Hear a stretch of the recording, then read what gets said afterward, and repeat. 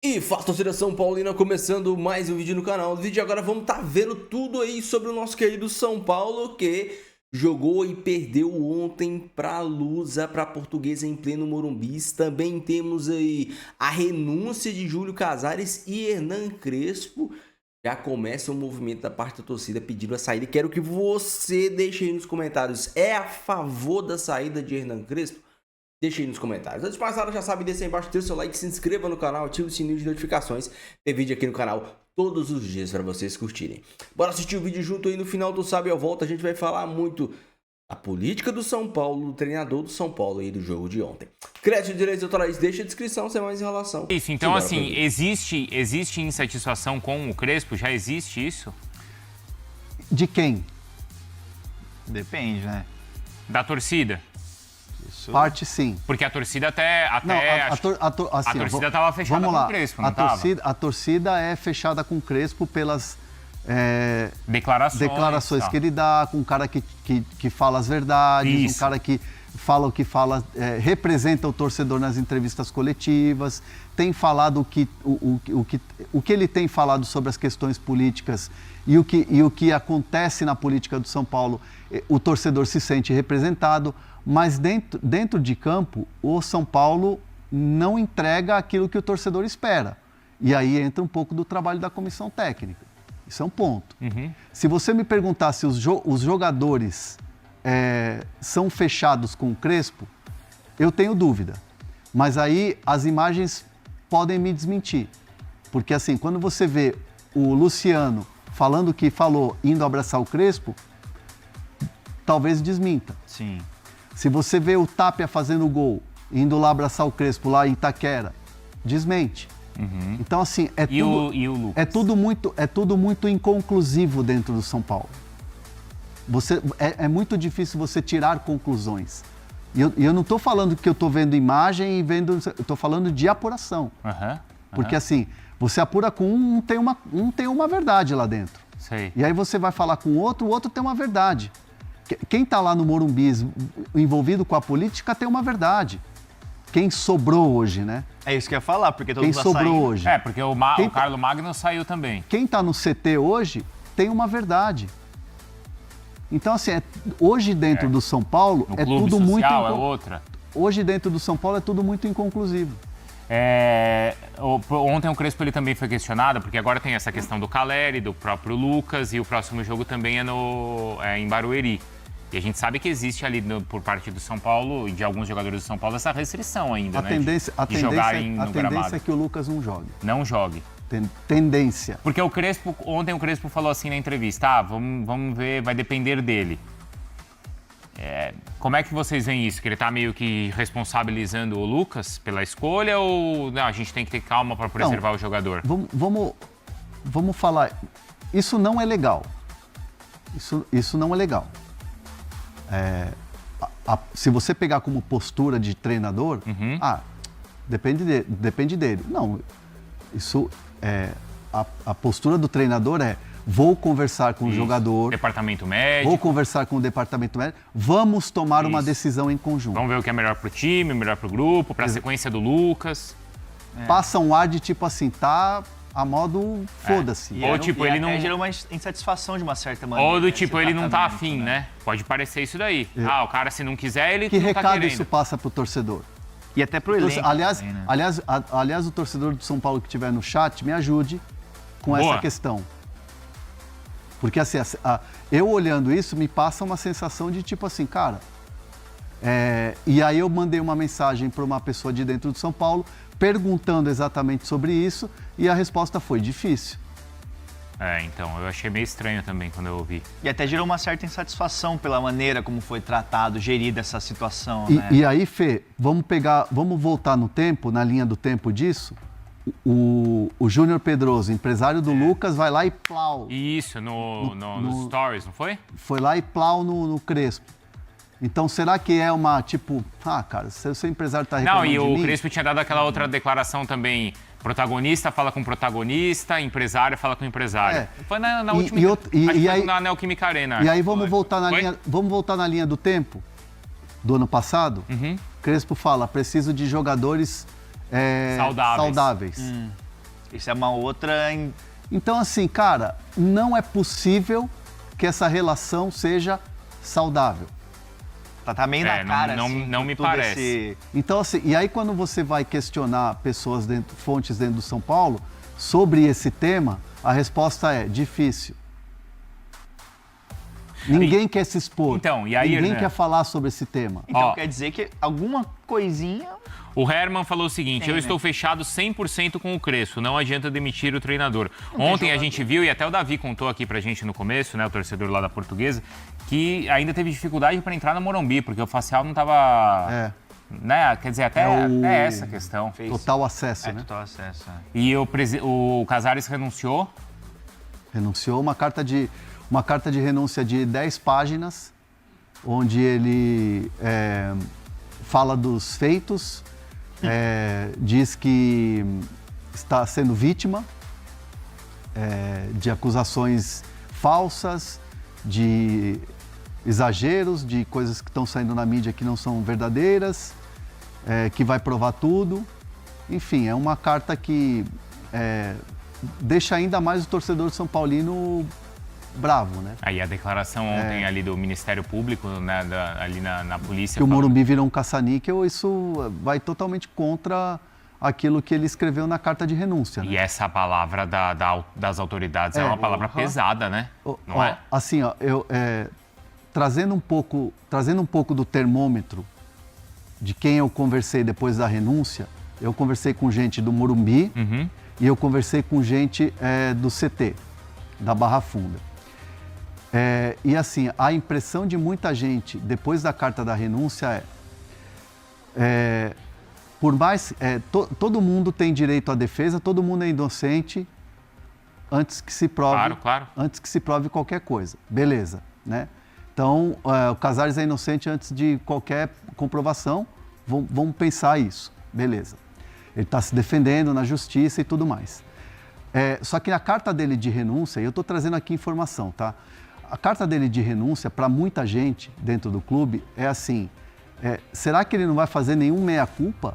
Será que não tem nenhum pedido de desculpas? Nunca foi assim, né? Será que não tem nada que ele fez que seja plausível para falar, opa, isso aqui não foi legal? Só tem assim, deixou um time competitivo, deixou um título, fez isso, fez aquilo, e o São Paulo nessa condição, a ponto de uma autoridade falar que o Morumbi virou um caça-níquel. Então, assim, é totalmente descolado da realidade. Então, muita gente dentro do São Paulo, Morumbi e Barra Funda, entende que a carta de renúncia do Casares totalmente descolado da realidade que é o clube, do jeito que o clube está hoje. Então, assim, não à toa, logo depois da renúncia do Casares, caem diretores importantes e o CEO do clube. E ele renuncia também ao São Paulo para não perder os poderes políticos também, né? Como conselheiro. Então você vê que, como assim, ele não quer largar o osso de nenhuma maneira, né? Ele renuncia para ter poder político nos bastidores, como conselheiro e tudo mais, mas o impeachment ele não vai querer ter se ele sofre marca, o impeachment, ele perde esses direitos. Sim, né? sim. Então ele se antecipa renunciando. A Cleidiane Costa mandou aqui, se o Crespo sair do São Paulo, quem vai assumir a loucura que está no São Paulo? Ah, mas tem louco pra tudo, né? Tem louco. Crespo é o menos culpado dessa bagunça que está o clube. E ele está certo, o jogador joga, o empresário procura time para o jogador. Foi o que ela mandou aqui. Como é que tá a enquete ali de qual derrota foi pior, hein? O Augusto Melo teve o mesmo comportamento, depois vimos o que ele fez, mandou aqui o Luiz Amaral. Sumiu também, né? Ninguém fala mais de Augusto Melo. Né? Por onde anda, né? Eu acho que ele tava assim no Parque como não São Jorge. falaram mais de Aidar. Verdade. Augusto Melo. Julian... Essas movimentações, porque esses jogadores, principalmente o Kevin Zenon e o Julian Fernandes, são empréstimos que você vai ter que pagar o transfer. Então não adianta, tem que pingar para você poder fazer essas ofertas. Tem alguma notícia do Douglas Luiz do Vasco? Vamos falar, tá? Veiga no América do México, a gente explicou ontem essa história aqui. Tem detalhes disso aí. Teve novidade? É um avanço, a gente fala daqui a pouco. Eu só queria falar que o Márcio Carlo Magno deixa o clube porque, assim, é um cara que veio como braço direito do Casares. O Márcio Carlo Magno é uma figura que dentro da política do São Paulo, ele sempre teve colado no poder. Na época do Leco, ele já era um assessor especial da presidência. sai o Leco, vem o Casares, que sempre foram também do mesmo grupo político. Ele teve colado também com o Casares. Ele ganha muita força quando ele transita entre base e profissional, e ele sempre teve o desejo de chegar à Barra Funda. E esse ano, com a saída do Belmonte, ele ganha um poder político e chega à Barra Funda como CEO, e quando sai o Casares fica insustentável, porque a oposição força muito o presidente Harry Massis, o presidente que está agora no poder, para a saída dele. Porque é um cara muito identificado com o Casares e não fazia sentido ele continuar lá.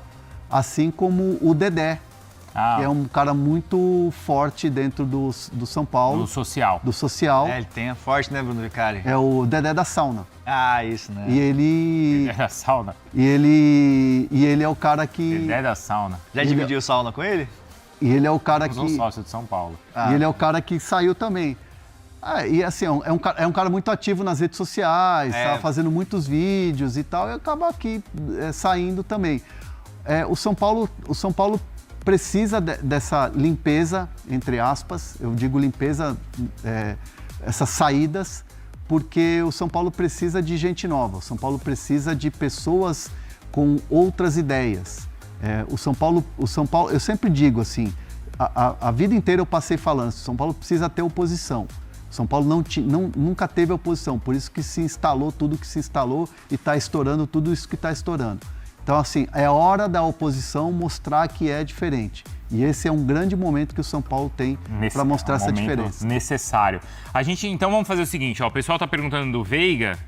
A gente fala dessa história, a gente atualiza do Veigas quando chegar a 1.000 likes. Estamos Pode com ser, quanto Felipe? agora? 700. Então tá, 1.200, tá? Tá bom. 1.200 likes. Quando bater 1.500, a gente fala do Danilo. Estão perguntando. Danilo, Flamengo, Botafogo, Flamengo. Não tem isso aí.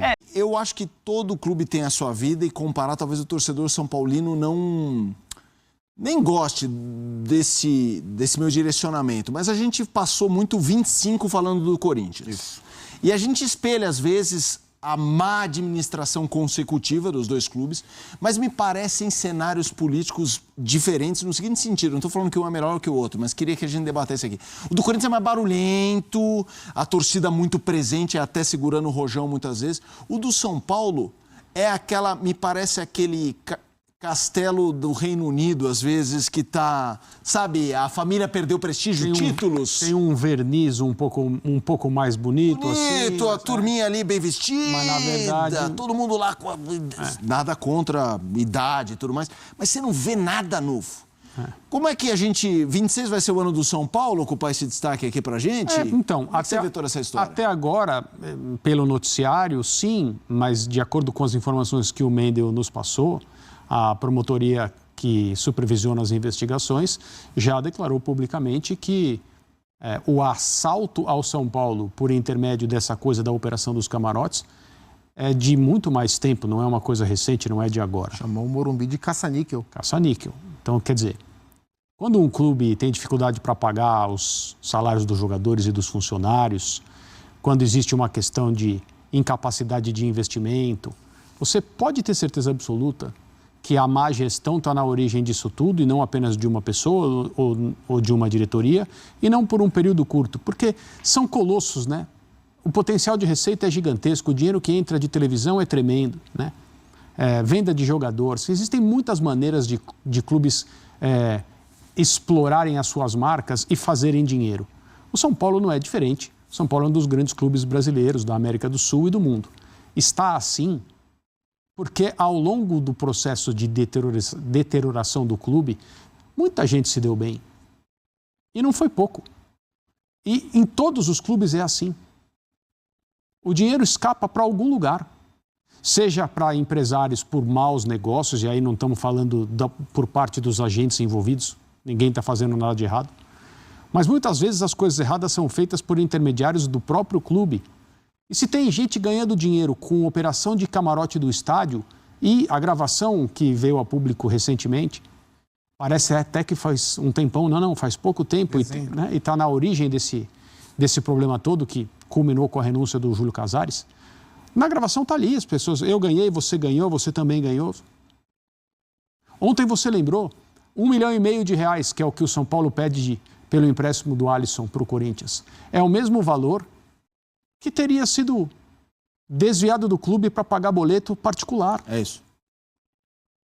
Dessa diretoria e de gente próxima. Então veja o dia, o balanço do dia do São Paulo. Operação policial na casa de 3 envolvidos para apuração de provas de uma investigação criminal. À tarde, renúncia. Na hora do jogo, caos. Catraca não funciona. Sistemas, às vezes, falham. Qualquer tipo. O nosso sistema aqui de microfone falha. É equipamento. Nada tem o seu funcionamento absolutamente normal e regular o tempo todo como uma garantia. Mas as catracas pararem de funcionar, o reconhecimento facial parar de funcionar, milhares de pessoas para fora, de repente abre a porta, entra, deixa todo mundo entrar. Isso não é coisa de clube moderno, né? Isso não é coisa de 2026. É isso. E aí, no final da noite, o São Paulo perde para a Portuguesa, porque o time de futebol também tem muitos defeitos. Então, pelo menos a questão da diretoria e das pessoas que tomam decisão e essa má gestão predatória, criminosa, o que tudo indica, realmente é muito semelhante com o que aconteceu no Corinthians, ou vem acontecendo com o Corinthians há muito tempo. E o fato das coisas estarem próximas, né, cronologicamente, nos obriga a falar, tá vendo? Os processos são similares. Tem uma diferença que eu vejo entre o caso de impeachment, especificamente do São Paulo e do Corinthians, que é o do São Paulo acaba sendo um pouco mais chocante para mim, pelas figuras envolvidas. Porque, assim, o Corinthians claramente elegeu um aventureiro. Assim, quem assistiu aquele famoso debate... TV Gazeta. Da TV, ali viu que tratava-se de um aventureiro. O Corinthians elegeu um cara para mudar isso aí, para usar uma frase que ficou famosa no Brasil. E o Augusto Melo era um aventureiro. Bastava 5 minutos de pesquisa para você saber com que tipo de gente que ele se relacionava, que tipo de gente que ele colocaria dentro da gestão, que tipo de gestão que seria praticada dentro do Corinthians. Então, o desfecho que teve, né, no primeiro contrato, com 1 semana de gestão, um contrato criminoso que fraudou o Corinthians, aquilo não era surpresa, dadas as pessoas envolvidas. No caso do São Paulo, choca porque o Júlio Casares, que ainda não é réu, né? Ele é investigado, o Augusto Melo é réu, o Júlio Casares ainda é apenas investigado. O Júlio Casares, ele representa uma ala, que era uma ala mais jovem, da diretoria que consagrou o São Paulo. Né? Ele era diretor de marketing na gestão Juvenal Juvencio, ele era uma pessoa conhecida no Morumbi, executivo de grupo de comunicação, então... a possível participação dele em ilegalidades que lesam o clube, para mim é ainda mais chocante do que o que aconteceu no Corinthians, embora o buraco do Corinthians pareça ser mais fundo, mas a capacidade de recurso do Corinthians também seja maior. Mas é triste de qualquer forma. Uma coisa que me chama a atenção, em cima do que o Mendel falou, da ação da Polícia Civil hoje de manhã, é como essa gente guarda dinheiro em casa, né? Um guarda milhão em casa, a família Casares é uma coisa, um guarda milhão em casa, a ex-esposa 20 e tantos mil, e dinheiro vive em casa, olha, eu vou te falar. Com os juros do jeito que estão. Como esse povo gosta de guardar dinheiro vive em casa, eu fico impressionado com isso. Uma coisa, eu estava ouvindo de uma pessoa que conhece personagens desse caso do São Paulo, conhece não no esquema do clube, fora de trabalhar junto e tudo mais.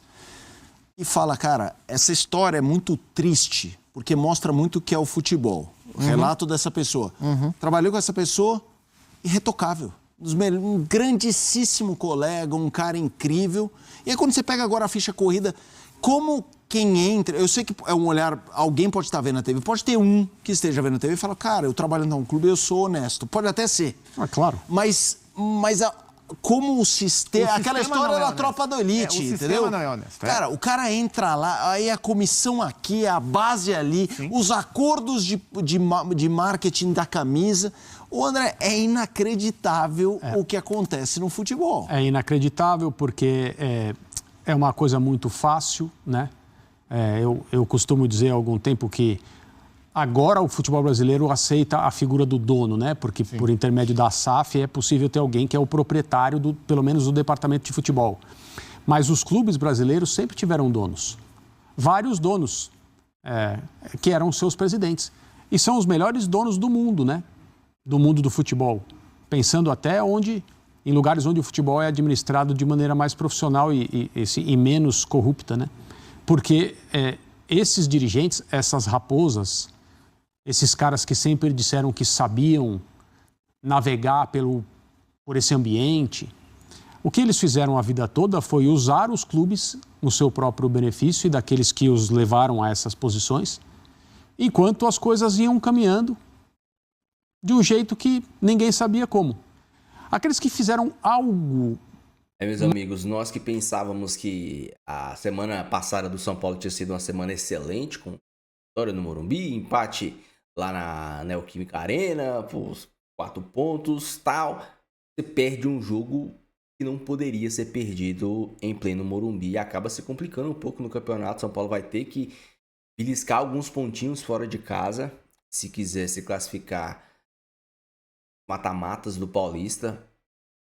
E o pior de tudo foi a atuação do São Paulo, que temos que ponderar e temos que colocar na conta do Crespo. Eu não acho essa formação ruim, mas eu acho que os jogadores que entraram, não dá pra você entrar com aquela zaga, não dá pra você entrar com Pablo Maia e Negrutti. Não dá. A alteração de colocar o Tapia daquele jeito que foi colocado, tem como. Então, assim, o Crespo tem sim muita culpa na derrota de ontem. Eu entendo que ele disse na entrevista de ontem que não é todo treino que dá para fazer teste. Alguns testes têm que ser feitos em jogos. Mas tem como você dar rodagem para alguns atletas sem segurar o time. Tem como. Você poderia ter dado a oportunidade pro Tolói e colocado outro zagueiro confiável do lado dele. O Arboleda, ou o contrário, ter deixado o Dória e colocado outro zagueiro. Pablo Maia e Negrutti é inacreditável. Ou é um dos dois. É um dos dois. O Mike, porra, o menino tem, sei lá, 18 anos. Esse menino aguenta jogar 15 partidas seguidas. É moleque de base.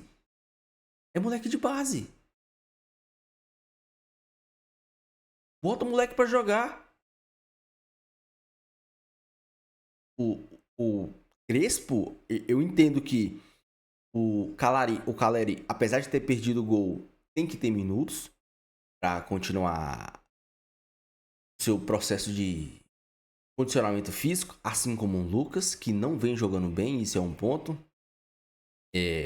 Ferreirinha e Luca são jogadores que podem funcionar muito bem, mas ontem, claramente, o sistema de marcação de São Paulo, eu disse isso no jogo lá da semana passada. Eu disse isso. São Paulo, que jogou bem nesse modelo, eu falei, esse jogo não serve de base nem ofensivamente, nem defensivamente. E ofensivamente, pelo estado do gramado, não deu pra gente ver nada do time. E defensivamente, existiram muitos espaços. E ontem a gente viu que a marcação do São Paulo em nenhum momento do primeiro tempo encaixou. Foi melhorar um pouco no segundo, mas no primeiro tempo não houve encaixe de marcação. E isso sim é culpa do técnico. Encaixes defensivos são culpa muito do técnico. Não tem como você culpar jogadores. Os jogadores, no sistema defensivo, os jogadores fazem o que o técnico pede. No sistema ofensivo também, mas jogadores têm mais liberdade para criar de outras maneiras. Para serem eles mesmos no sistema ofensivo, para tentar jogar no individual e tal. Mas, no sistema defensivo, 100% é culpa de comissão técnica, a não ser que haja erro individual. Aí é outra coisa. Erros individuais não dá para colocar na culpa da comissão técnica. Mas Ontem, em momento nenhum, houve encaixe de marcação. Parecia que a Lusa estava jogando com 13 e o São Paulo estava jogando com 11. O São Paulo não conseguia achar a Lusa. Não conseguia. E aí sim, isso é culpa do Crespo. Entrar com o time todo desfigurado é culpa do Crespo. Eu não acho que esse time vai repetir essa atuação pífia contra o Palmeiras. O Palmeiras provavelmente, Marcos Antônio, Danielzinho deve jogar, o Wendel deve jogar, Mike deve jogar, dupla de zaga. Eu nem acho que vai entrar no sistema de com 4 defensores. Eu acho que contra o Palmeiras ele vai voltar para o sistema de 3 defensores. Não acho que ele deve jogar nesse mesmo sistema aí. Eu acho que ele vai tentar povoar o meio de campo. Entrar num 3-5-2. Com Luciano e Caleri na frente. Eu acho que ele deve colocar Luciano e Caleri na frente, ou Tapia e Luciano na frente e o Caleri entrar no segundo tempo. Mas tem que se mexer. Esse menino Pedro foi um ótimo achado. Um ótimo achado, mas jogou ontem, disse que quer jogar hoje e o jogo do São Paulo é sábado. Ele vai ter um dia para descansar. Sexta-feira. E aí? Moleque bom. Mas será que o Crespo vai ter... Porque assim, se o Crespo for entrar num 3-5-2 e encher o meio de volante, aí pra mim não funciona. Agora, se você colocar, exemplo, Marcos Antônio, Danielzinho e Pedro, aí tudo bem, porque você tem um 10 ali. Você tem um meia de verdade ali. Ah, mas vai colocar um moleque pra jogar no Allianz Parque lá contra o Palmeiras? É jogador de São Paulo, filho. Tem o que fazer. O Luca tá jogando. O Nicolas tá jogando. Lá atrás, o David Neres, o Luiz Araújo, o Igor Gomes entraram só em roubada. Roubada atrás de roubada. Ser da base do São Paulo é isso. É saber que você vai entrar em roubada. Tem que ter peito. E aí? Ainda não sou a favor da saída do Crespo, porque acho que ele tá tentando achar o time. Quando ele achar, aí eu vou cobrar ele em fazer o time que ele acha ideal jogar. Até porque também vai sair o Crespo e vai vir quem? Todo mundo tá falando, traz o técnico do Mirassol, traz o técnico... Você acha que o técnico do Mirassol tem um plano de carreira, tá benzaço no Mirassol, e vai jogar Libertadores no Mirassol? Vai querer sair do Mirassol e vir pra essa bomba que é o São Paulo? Vocês acham que o cara vai sair do Mirassol, vai vir pro São Paulo e vai dar conta de controlar aquele bando de cobra criada que tem no vestiário do São Paulo? Você acha que os caras não vão fazer com ele o que fizeram com o Carpini? E não dá pra deixar passar a renúncia do presidente Júlio Casares, que sai falando que é inocente, blá, blá, blá. Cara, se o Casares é inocente, eu sou um helicóptero. Simples assim. Deixa a sua opinião, deixa seu comentário, não esqueça de deixar o seu like, se inscrever no canal. Fiquem com Deus, até o próximo vídeo. Valeu.